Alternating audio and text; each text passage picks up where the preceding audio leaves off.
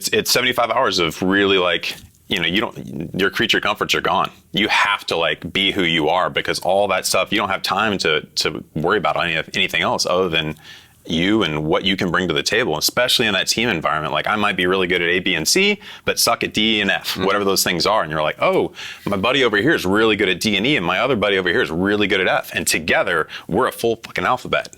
You know what I mean? I'm not the full alphabet. That's awesome. And the only way that, we're going to get through this is for us all to realize what we're good at and what we're not good at, and let's work together to up-level everything. Hey, what's up? I'm Steve Eckert, United States Marine, entrepreneur, and instructor for the project. I want to introduce a very special guest today, a graduate of class 005 of the project, Todd Telkamp. Thanks for coming. Awesome to see you. Thanks for coming by. So, Todd, this show, as you know, you just graduated the project. This show and this channel is for men in search of meaningful transformations in what we call the 4 F-bombs: the family, the fitness, the finances, and the faith. And this occurs through sacrifice and hardship, physically, mentally, and emotionally, so that you can become a better man, a better husband, a better father, a better leader, a better entrepreneur, and just a better human in general. So Todd, thank you for joining us. Can you just introduce yourself to the audience of where you're from, what you do, and just the whole situation with your family? Yeah. So Todd Telkamp, I'm from Seattle, originally from Texas, but I've been in Seattle for about 20 years. I'm a director for a telecom services company. I run a crew of about 20, 25 people up there, and divorced, and excited to be here today. That's a big switch from Texas to Seattle. That's a big switch. Yeah. Awesome stuff. So let's just jump right into it. Sure. When you first heard about the project, you might have saw some videos, some stuff online. What was it that just grabbed you that said, I need to be a part of this right now at this point in my life? What was that really resonated with you? Well, I'd done a lot of, different challenging stuff, whether it was, Spartan type stuff or some other, kind of pseudo SEAL training, private sector type stuff, and really started getting a feel for like the kind of benefit that could give me in my life by, just the extra challenge and working in a small team, that kind of stuff. And the last event that I did really gave me a lot of confidence of like the kind of things I could do with my life and the kind of person I can be through these kinds of challenges. But I wasn't really satisfied. I didn't feel like the first long event that I had done, I got through it, achieved my goal of completing it, but I felt like I held back a little bit because I didn't know how to pace myself or whatever it was about. And then when the opportunity for the project came to me through social media, probably, I was pretty much 99% in already. I had followed Ray Care through some different things that he had done, so I was aware of him, and I was just really drawn to participate. So that was kind of how I got exposed to it and why I got drawn to it. Awesome. So, yeah. On a deeper level than that, what were some of the struggles you were going through? What areas of life do you feel like you needed to just unfuck yourself? And what were some of the things you were looking to achieve out of this, like specifically? Yeah. So I think as we talked about during the project that, I probably spent a lot of my earlier life kind of living to make other people happy, whether it's my parents or my family or, my friends or my girlfriend or my wife or whatever it was. And my whole existence was about just kind of working hard and trying to make other people happy. And what was important to me and who I was kind of got lost in the process and got buried. And through difficult training, whether it's CrossFit or SEAL type training or whatever it might be, all that stuff just has to go away. You don't have time for, how do I look and how am I showing up and am I doing the right thing or am I doing the wrong thing to make this person happy? It's like all you have left is you. And that really kind of gave me a window into how to connect with my best self and how to foster that and practice that and bring that out into the world. So, and that's an awesome point. It sounds like you went years or maybe decades with never putting yourself first, putting other people before yourself, never really focusing on yourself. So when was the last time, and probably some men out there can relate to this, that you actually can take 4 days, block out the outside world, block out all the bullshit and the distractions and the drama and riots and protests and elections, and 4 days straight, just focus on just yourself, just silence all the noise, and just as hectic and crazy as it is, it's a stillness to that. There's a silence and a peacefulness to that. Yeah. To be able to focus on that. Was that one of the first times you were ever able to really do that? It was maybe not the first time, but it was definitely like, the longest amount of time that I blocked out for that probably. But I'd had, you can have an intense 5-minute workout and have a taste of what that experience is like, right? When because really what it is, it's about, for me, is about just being present. And there's a magic to life in being present. No worrying about what's going to happen tomorrow. No, bringing in what happened yesterday or 10 years ago. It's just right now, what do I have to do? I have to breathe, I have to support, I have to smile, I have to work my butt off. And that's what, to me, the project was all about, was just giving that container where I have to practice those things. I can't be worrying about how much longer are we here? Oh my God, I'm going to die. I'm dying right now. How am I going to ever survive another 74 hours of this? You can't think about any of that stuff. All you can think about is, what do I have to do right now? I have to breathe, I have to work my butt off, and I have to look how and see how I can support my team. Because it's like you can't be a leader to someone else. You learn how to lead yourself and take care of yourself. And 100%. I like to tell people all the time, you are your most important client. You could have high-level clients all over the place, but you can't support them. You can't give them the service that they need and deserve until you get your own shit in order first and take care of yourself first. Yeah. It's like on the airplane, right? When the gas mask comes down. Not the gas mask, whatever the fuck it's called. Oxygen. We're ready for war. We're ready for fucking war. It's the gas mask comes down on the plane and they tell you, if it gets full of gas, you put your gas mask on, even before your own children, because you're useless to them if you're not taking that time to block out for yourself and invest in yourself. Mentally, physically, emotionally, and financially in yourself. Yeah, 100%. And that's a great awareness of yourself, because men out there will, and I hear it every day, they'll invest in upgrading their homes, spending tens of thousands of dollars to upgrade their home, to pay their car payment, to get stupid shit they don't need, but they're fucking miserable, right? Because they're not putting themselves first. They're covering it up with Band-Aids, and it's not going to help out. So that's awesome and great awareness on your part. So that leads us to the next thing. What were some of the hesitations you had once you realize, all right, this is something I definitely need to be a part of? You said you were already pretty much all in for it because you're an intense dude. You were probably, I understand, you were just like, fuck yeah, I need to do this. What were some of the things, maybe the hesitations or doubts you had about getting started? Yeah, so I'd done a little bit of research, and I did my sales call with Aaron, and he kind of gave me the basic rundown of how it works and what it's all about. And the only real question I have, and just from my experience, I know that for me, at about 48 to 55 hours, I start going a little nutty without sleep, just whether it's work or just stuff. And I know I can go anywhere and get the crap kicked out of me for 3 or 4 days, whatever. But that wasn't what I was looking for. I was looking for the growth and the hard work and that whole cycle of events, right? Of reflection and recovery and then getting back after it. And so my only question for Aaron, after he went through the whole, kind of introduction with me, is there sleep involved? You don't need to tell me how many hours or am I going to get a pillow or anything like that. I'm like, is there sleep involved? And when he said, yes, there's sleep involved, I'm like, that's all I need to know.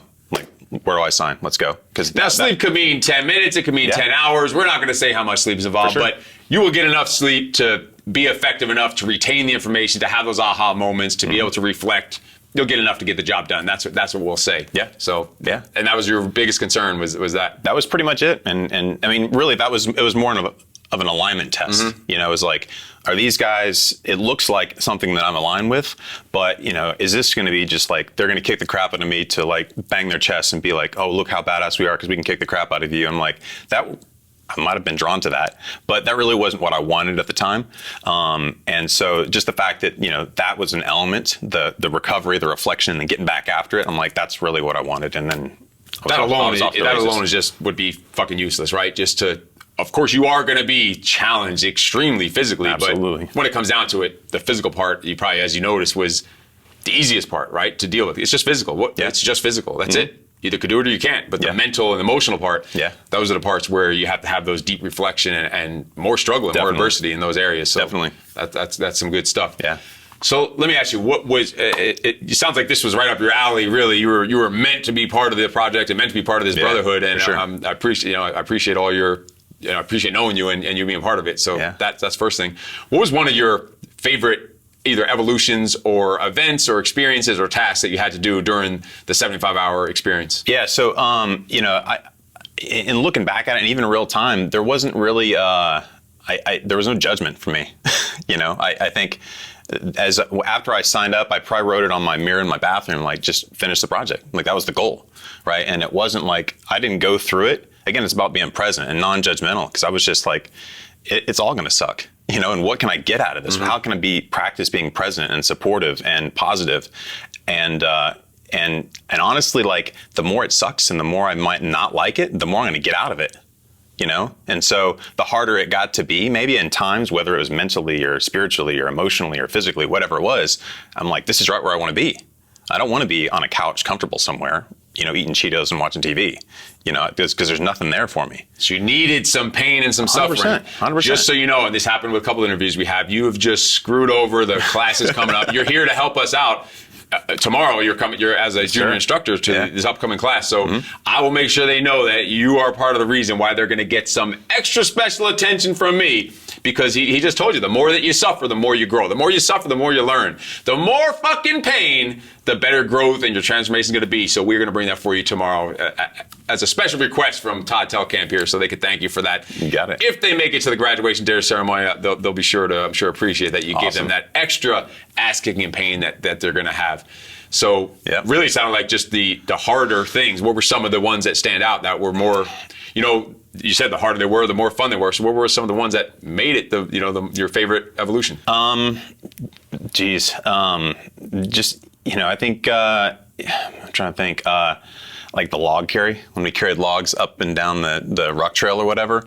It's just work. That's all it is, and you can't do it by yourself, no matter how kind of strong you are or whatever. So you have to lean on your teammates, and it's that exercise of, you can't get in the pity party by yourself about this sucks or my shoulder hurts or this is hard and God, how much longer are we going to do this? Are we going to do it 2 times, 3 times, whatever?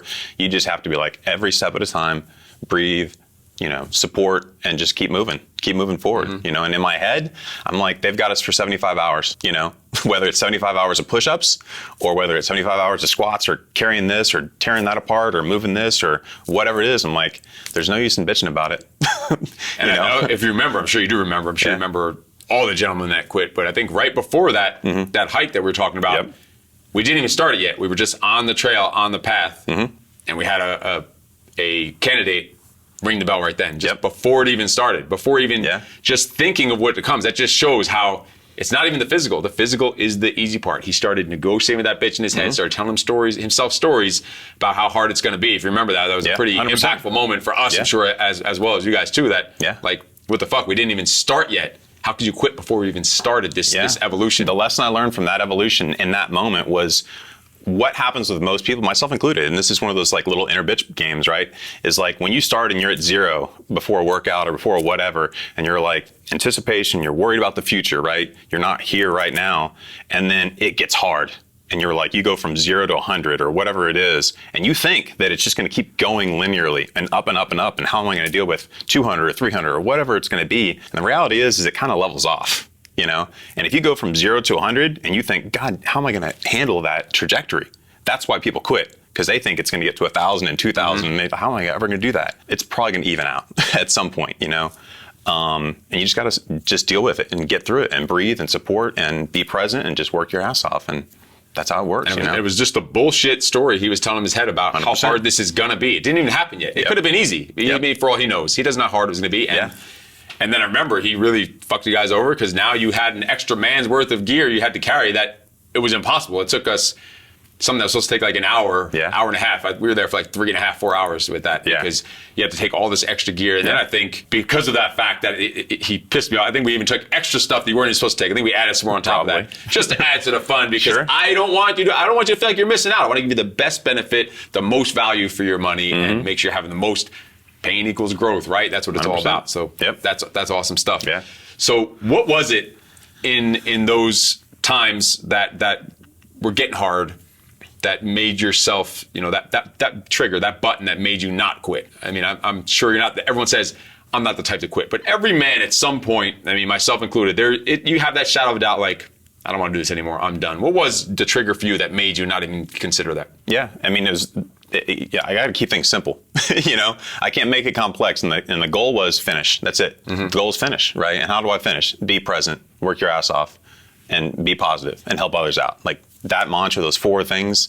I mean, I told the class before we started, I'm like, guys, I've kind of sort of been through these before a little bit, but like keep these things in mind. Just breathe. Like if you're breathing, you're alive, and you're good to go. Simple, right? Like so simple. Don't make it complex. Just breathe, be positive, and help others out, and work your butt off. That's it. So kind of when in doubt, focus out. Don't focus on yourself and how much it sucks for you. It makes it so much easier thinking about being part of the fucking team and helping someone else out. Absolutely. Knowing that probably they might be struggling more than you, having a harder time than you, and you can actually help them get through this. That's good stuff. And just breathe. How easy is that, right? Yeah, how easy. You're breathing. Appreciate the fact you're breathing and just fucking breathe. Like, so simple. And people make shit so complex and so hard and make easy shit difficult. Like, all you had to do was walk carrying some shit. Think about it. Walking through the park. That's it. It's fucking a privilege. Yeah. It's a privilege. Like, you should be like, thank God I get to walk through this park carrying this shit up this hill. Like, life doesn't get any fucking better. Well, maybe it could get better if there was some hot chicks there with us doing or something. Maybe then it could be, but other than that, it doesn't get any better than that. Yeah, so absolutely. That's awesome stuff. What was some of your least favorite things that occurred? We had, obviously there was a lot of things that happened during that project. But the same thing goes, like, I didn't judge it. Like, it was just what it was. And whether it was 75 hours of push-ups, I didn't care. Like, it's going to suck. So your most favorite and your least favorite are almost the same thing. Yeah, and matter of fact, awesome. the least favorite was even better because that's where that challenge is, right? The more it sucked, it sucks. Like, sucking sucks. Like, it's not comfortable. Sucking sucked. You learned that here today on the project show. Sucking fucking sucks. Yeah, I learned that. Thank you. But yeah, it's right where, and what I tell people is, like, right where it's the most uncomfortable, that's the door to you being a better version of yourself.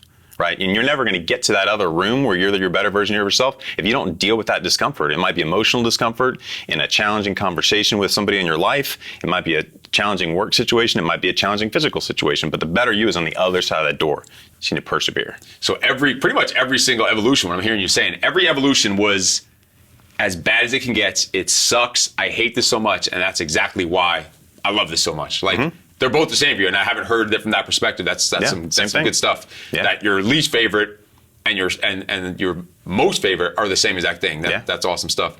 So when it comes to, obviously there was some suffering there because we're human or semi-human, right? Yeah, right. So it's hard. It's hard shit. Although it's fun and we make the most of it, we have that positive mindset. Shit is fucking hard. It's hard shit. It's suffering. It's painful. What were some of the things that you went through the suffering and maybe at the time you kind of had those things like, wow, this sucks, can't wait for this is over. And then afterwards you're looking back, you're like, you know what, that was fucking fun. And maybe some funny moments or things like that. What are some things that stand out like that for you that after the fact you're like, that was some good shit? Yeah. So it was the same lesson that happened twice within probably, I don't know, you don't keep track of time during that stuff, but within a couple of hours of each other. And the first was after the log carry, that we carried those logs and all that stuff for whatever it was, 2 or 3 hours. And we got back, we loaded everything in the truck, got it all nice and pretty and everything like that. And then Bedros pulls us aside and says, basically, like, why don't you guys? Isn't it kind of curious that Steve wears 2 different color shoes? And isn't that weird? And I chimed in. I said, guys, like, this is a total distraction. Like, it's totally not important to the goal, which is finish. Like, it's a total distraction, and no, I could care less. Don't go asking that crap. And then people start percolating up and like, yeah, I'm really curious about what's going on with that. I'm like, guys, it's a distraction.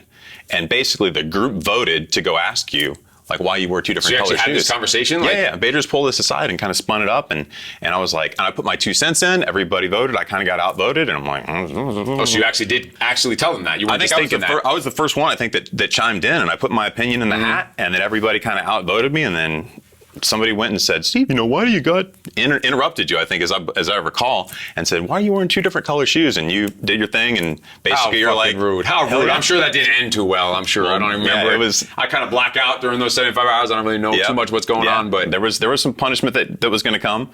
And, the lesson was figure out what you believe and fucking die for it. Don't just, hey, here's what I think, and that's that, And so I learned that lesson. And I think as we did some Pays to Be a Winner games, and my team just happened to win, and we get back to the compound, and, at some point, Bedros was like, pulls us, the winning team, aside, and he gets us out some lawn chairs and orders some pizza and some nice cold water, puts us in the shade. Fucking Papa Bear. When I'm not around, fucking Papa Bear, this is what goes on when I'm not around. And the losing team got to do PT in the sun and water in their face, and they're doing sit-ups and flutter kicks and push-ups and whatever it was they're doing. And we're, being enticed to be nice and comfortable, right? While the other half of our team is suffering and paying the price for not being the winner. And something didn't feel right to me, but, it's Bedros. Bedros is like, here, guys, you guys have earned this, right? And sucking, pulling us into, like, being comfortable, right? And then for whatever reason, God dictated, you're like, I need to get back there. And you went back there and just taught us the lesson. Because that was a time we left the park, and I was going to take care of a couple other things for those few minutes, and then we were meeting back at the compound. Yeah. And so you were getting there ahead of me, and I was driving. I don't remember what I was going to do, and I didn't even go and complete the task I was doing. I said, it was I don't know, the devilish spidey senses went off.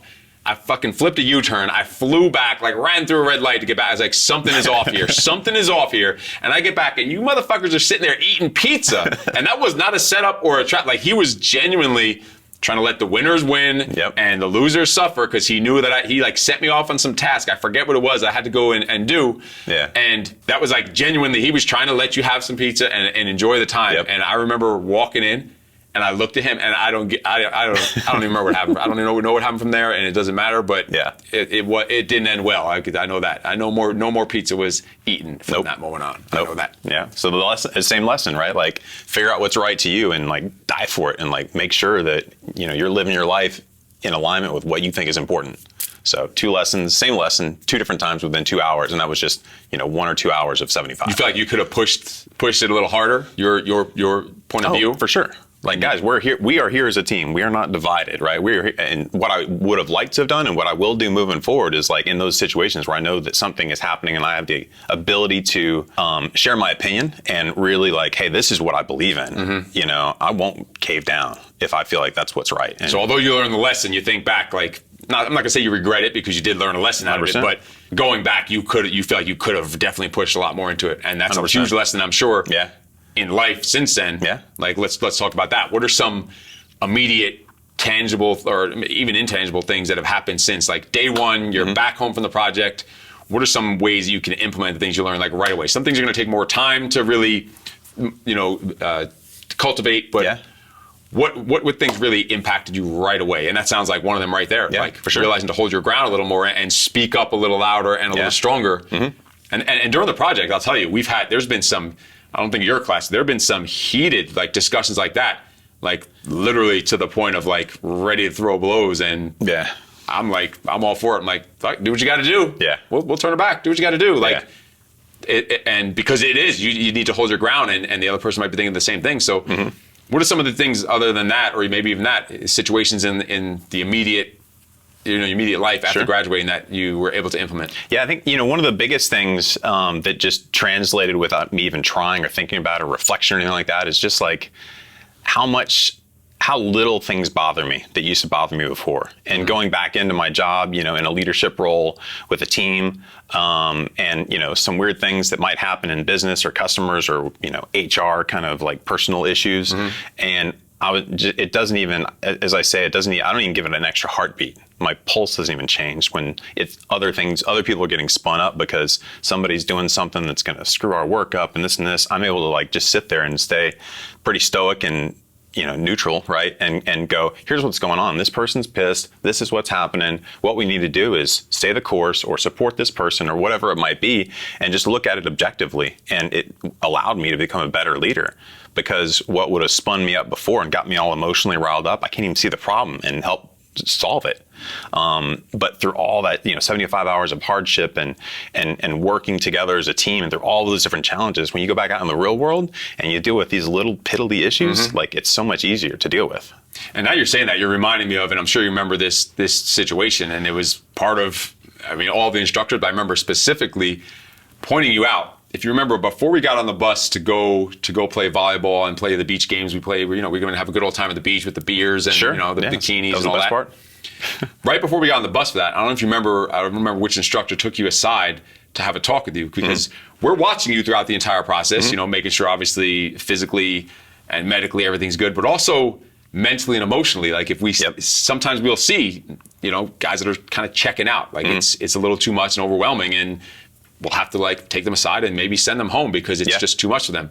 So I remember this was about 2.5 days in, going into almost the last day. And I remember seeing you, and I took the other instructors aside and I said, we need to have a talk with him. He looks like he's checking out. Yeah.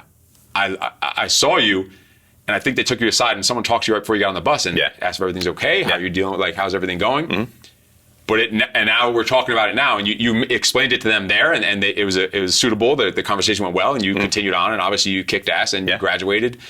But now that you're explaining it now, I see what it was. Like, you were that middle of the line. Like, I remember seeing you like, what is wrong with this motherfucker? Like, we're putting you through so much shit, and you were just like, stoic is the word, you know, stoic. And I study stoic philosophy pretty deeply. And that's exactly where you were. You were in that zone. You flipped that switch and you were in that zone. And to the outside eyes, it looked like you were almost losing it. And we just had to make sure that you were all good. But it was because you were just in the fucking zone in the middle. And it reminds me of in the Marine Corps, when I was in boot camp, we're like 2 months into this thing and they're torturing us. And the drill instructor had to take me into his office, exact same situation before he got on the bus. And that's why I told him to take you aside to make sure you're good. And he takes me in, he's like, Eckert, what's your deal? He's like, we are throwing everything at you. We're fucking hammering you, but you just keep doing this stuff with a smile on your face. Like, what the fuck is your deal?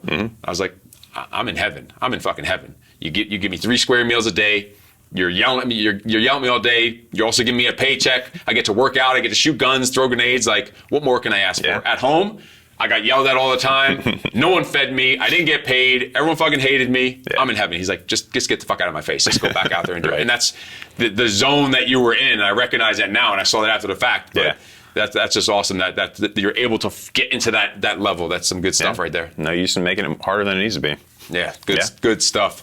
So then what other successes now, long-term after the fact? You're now a few months out from graduating. What are some things that have come up after that you realize, you know, this is like, this is why we did things a certain way, and this is now affecting maybe your decision-making, your feedback given to someone. What are some successes or impacts you've had since then that have helped you? Yeah, I think, you know, one of the big things is just, you know, like, it really helped me kind of propel me into, you know, just not giving a crap what people think about me, you know, and it's not my job to, you know, put on a mask and, you know, be this way with this group of people and be this way with this relationship or whatever it is, because, you know, nobody can connect to somebody that's fake, you know, and it really, that 75 hours gave me another opportunity to practice, like, you know, see who I am with all the BS removed, all the comforts and all the, you know, all the games we play in the normal world or whatever. And I'm like, oh, this is who I am. That's right. I remember this, you know, and to not give a crap what people think. And so to go back out and just, my goal every day is to be as honest and transparent as I can be with myself about who I am and what I need and what I want. And then express that to the people in my life, you know, whether it's business, relationships, or family, or whatever it is. And if that means that some relationships have to go away and some jobs have to change or whatever it is, then it is what it is, you know. But that's allowed me to have better connections with my family, with my friends, with my relationships, with people I work with, because they know who I am, because that's all that I'm sharing, you know. And probably get rid of some of the people that didn't belong in your life. Maybe you realize that. I call it taking out the trash. Yeah, like, for sure. Eliminating those people from your life. Have you done that since you graduated the project? Definitely a little bit, for sure. And you know, and to me, it's more about boundaries. It's not about removing. It's about like, hey, here's my boundary. And if you leave, then it is what it is. If you stay and you change, or you realize that, you know, maybe, you know, you see something that I'm doing, and you're like, wow, Todd's really happy, and he's doing some things that, you know, really means something to him, and he's putting it out there what he wants and where his boundaries are, and wow, I want to do that too. And, you know, maybe the people in your life that you think you're going to lose by putting those boundaries down, they're going to see that, oh wow, he's really standing up for himself, and that's what it looks like to put your boundaries down and to say what's important to you. And that might inspire them to do the same thing for themselves. So you came to the discovery, it sounds like, during the project, and I want to know how that happened. But first, to become yourself, who you used to be or who you wanted to be, and not give a fuck what anyone thinks. Sure. I think you said not give a damn, but I'm saying the way he meant to say it is not give a fuck what anyone thinks about you. Yeah, 100%. Because what that's going to do is attract the people that are really your people, your tribe, and repel the people who aren't that. Because if you're being something else, right, you're going to attract the wrong people, and now you're going to be miserable in your business and your personal relationships. So just put it out there. Like, this is my freak flag. This is who I am. This is what I stand for. If you don't like it, perfect. Just go that way. Go somewhere else. But the people that can accept that, now you're like, you're getting rid of all that bullshit and all that drama 100%. In between. So what was it about the project then that kind of helped you rediscover that about yourself? How did that end up happening? You know, it's just, like I said, it's 75 hours of really, like, you know, your creature comforts are gone. You have to, like, be who you are, because all that stuff, you don't have time to worry about anything else other than you and what you can bring to the table, especially in that team environment. Like, I might be really good at A, B, and C, but suck at D and F, whatever those things are. And you're like, oh, my buddy over here is really good at D and E, and my other buddy over here is really good at F. And together, we're a full fucking alphabet. You know what I mean? I'm not the full alphabet. That's awesome. And the only way that, we're going to get through this is for us all to realize what we're good at and what we're not good at, and let's work together to up level everything. Good stuff. Yeah, one of my staff sergeants told me in the Marine Corps, he said, none of us are smarter than all of us. Yeah. So that's what you're saying. That's good stuff. Definitely. And it tells you a lot about yourself. You discover a lot about yourself in that way, and remember about who you are, because there's eliminating all the bullshit around you. Like, we have a task at hand. Mission accomplishment is the number one thing over my own welfare is mission accomplishment. So that's good stuff. Yeah. So what is it meant to you to become part of this brotherhood? This, as you see, this is not just a high five and a t-shirt and you go on your way after it's done, like maybe some races or mud runs and other bullshit like that. How is the being part of this lifelong brotherhood, how has that affected you, impacted you just in your life since then? Yeah, so it's a continuation of kind of that, alphabet, I guess, if you want to call it that. It's like everybody's good at something and everybody needs support somewhere, right? And the fact that we're all in this brotherhood, and what are we at now, 50, 40, something like that, and more to come, and everybody's bringing their best selves to it, right? And certainly the stuff that you share and other people share, it like inspires me, like, oh yeah, I should be doing that too. That's really cool. Or, I share something and somebody else says, oh, that's really cool too. I'm going to up level my game, and, we throw in challenges out there. Like one of the guys that I graduated with, we're Zoom calling after the project, and he's like, I'm thinking about doing this 130-mile bike ride. And I'm like, damn it, I'm going to do that. Yeah, we're doing it. I'm doing it with my son, and we're doing it on our regular bikes. We're not getting those fancy bikes to do all the riding for you. We're going to do it, and it's going to probably take us, I don't even know, 18 hours, but we're going to fucking do it. Yeah, so just all those kinds of things. Like I wouldn't have ridden, 130 miles on a bike. I mean, I probably would have, but, it was just something that somebody threw out, that's a brother of mine. And I'm like, dude, the thought of doing something that's hard with somebody that's a brother of mine, like, I'm down. Like, where and when? Well, let's sign me up. That's awesome. So all kinds of stuff like that. So awesome stuff. Is that something you feel like was lacking in your life beforehand? Having that that group of men who can uplift and inspire you, but also looking to uplift you, but also that you can contribute to, and no one. I think the real value and the real beauty of it is that no one's looking for anything in return, right? Sure. Looking to help each other out, lift each other up. How can I help you? And expecting nothing, not even crossing their mind of what am I going to get back in return. 100%. Is that something that you feel was kind of lacking beforehand? Yeah. I mean, I had friends and stuff that, I'll do workouts with, and you kind of get that a little bit, where they will do some crazy stuff with you. But there's, when you go through the project or something like that with somebody, like, it's relatively extreme, and that, like, if I have a buddy that... Did you call the project relatively extreme? Yeah, it's relatively extreme, right? At every interview that we've done, whoever's been sitting in that chair has just royally fucked over the upcoming class, and you just did it for them again. It's relatively extreme. Do you hear that? Class 006 coming up tomorrow, that he's going to be there with you again. You're all fucked, because it was just relatively extreme. That's it. Prepare for a little more, a slight smidgen above relatively extreme starting tomorrow. I'll bring that to you. I'll be sure to deliver that for you. You're welcome. Right. Yes. you just keep fucking them over left and right. But if my buddy in New York says, hey, I need, help doing XYZ, and I got nobody else, can you help me out? Where and when? You know what I mean? Actually, one of the graduates from your class, think about this. We're out there, right? We're doing the thing. We're the instructors, and you're hating us a little bit at the time. And Costal, he was hating me at the time. He was in fear the whole time. And literally, 2 or 3 weeks after graduation, he takes his truck from Florida, drives it all the way up to New York, meets me in New York to unload gym equipment. He got there a day early, actually. And so I had no one to help us. Me, my 9-year-old son, and him. Yeah. And he's there just to drive the truck. He's not a moving company. Yeah. He helped us by hand move an entire gym into his truck. Yeah. Then he drove it across the country 3 days later, and just me, him, and now my son and wife by hand put all this up. And it's a huge 18-wheeler truck that doesn't have a lift or anything like that, because he doesn't do the moving. He has the machines or the people that put it all in there. So he went above and beyond. This is just weeks after it, like connections like that. Like it's powerful and it's priceless. 100%. And he's at my house having breakfast 3 weeks after just finishing the project and hating me minutes ago, and now he's at my house having fucking breakfast with my family. Crazy stuff. It's wow, it even blows my mind. I'm sure he's probably sitting there how the fuck did I get in this guy's house eating breakfast when I wanted to kill him a few weeks ago. And there we are, like brothers, like family, we knew each other forever. It's fucking priceless. Yeah. It's a powerful thing. It's good stuff. It really is. Awesome. So what would you say to someone in your position that, or even maybe even a little more skeptical or hesitant to join, you were pretty much on board. You had a couple little things you were thinking about. But someone that's having hesitations about their spouse is not going to be on board with it, or it's too expensive, or it's just going to be too hard, they can't do it, just doubting themselves. What's something you would say to someone like that that's kind of considering getting on board with the project? Yeah, so, one of the big lessons that I took away from the project and kind of life in general is like, one of the things I've got written on my, mirror in my bathroom is like, find what is important to me and what's in my heart and just live from that. And to me, like, my heart connected to the project and that kind of challenge and that kind of brotherhood, right? And you can always find fear. You can always find doubt. You can always do those things. And it's up to you. Like, what do you want to amplify? Do you want to amplify your passion and what's important to you?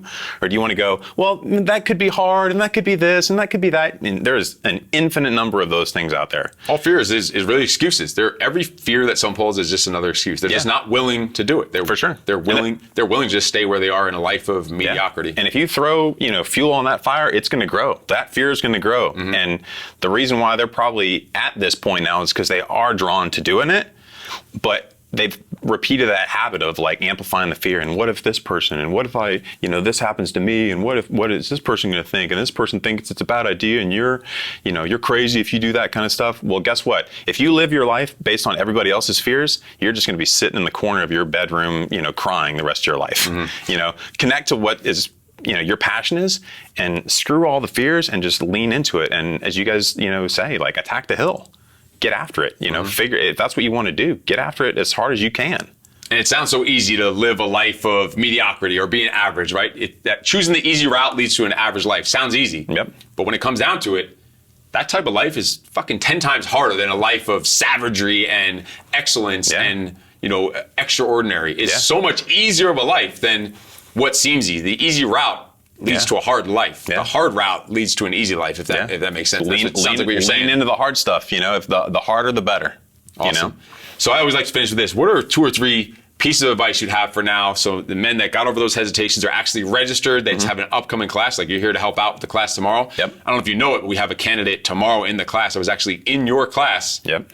That rang the bell. Yep. And he's coming back for a story of redemption. What a crazy story that is, and dynamic that is, that you're now here to be a junior instructor with someone in the class that was in your group that rang the bell and left and didn't make it in, and now he's back in the class.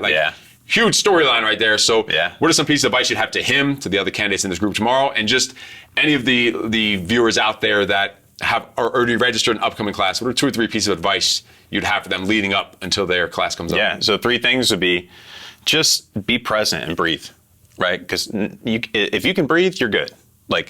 So breathe, right? Be positive, right? In that same equation of like, are you afraid of the challenge of the project, or are you really inspired to like participate and be involved in that, So be positive. There's always, if you're breathing, there's something to be positive about. Hey, we're in Southern California. The sun's out. Like, we just had dinner, or we will have food at some point, right? Privilege. It is. Like, be positive. And those positive moments are always there. Always, always, always, right? So, breathe, be present, be positive, and learn to practice ways to be grateful and help other people, right? And if you do those things, keep it simple, next thing you know, it'll be over with. You'll graduate. Such easy piece of advice right there. And those things, not just to help you with going through the project, just any viewers out there, men, shit, even women in general, with those 3 points alone, those are fucking golden nuggets that will lead you to success in any area of life, not just in the project. We're talking about in life in general, in all areas, personally, professionally. So that's awesome stuff for sharing that. Yeah. And I want to thank you for coming out here. Looking forward to working with you tomorrow and making it happen for these guys. So thanks for coming out. Thanks, awesome Steve. job. Thanks for coming. Great to see you. So, men, listen up. This is what it's all about. This is about having meaningful transformations, going through the suffering and the sacrifice, because no great success in any area of life ever happens without some pain, without some suffering, without some sacrifice. And that's what the project is all about. So I hope you got something out of this episode. If you have gotten even one little tiny tidbit of a golden nugget that's going to help you out, just give me a comment down below about what has actually helped you from this episode in your life. Give a like and make sure to subscribe to this channel so you don't miss any of these episodes that we're pumping out on a regular basis of the project. It's all about killing the inner bitch and unleashing the beast so you can be a better husband, a better father, a better leader, a better entrepreneur, and a better man. I will talk to you later. You are freaking awesome. No excuses.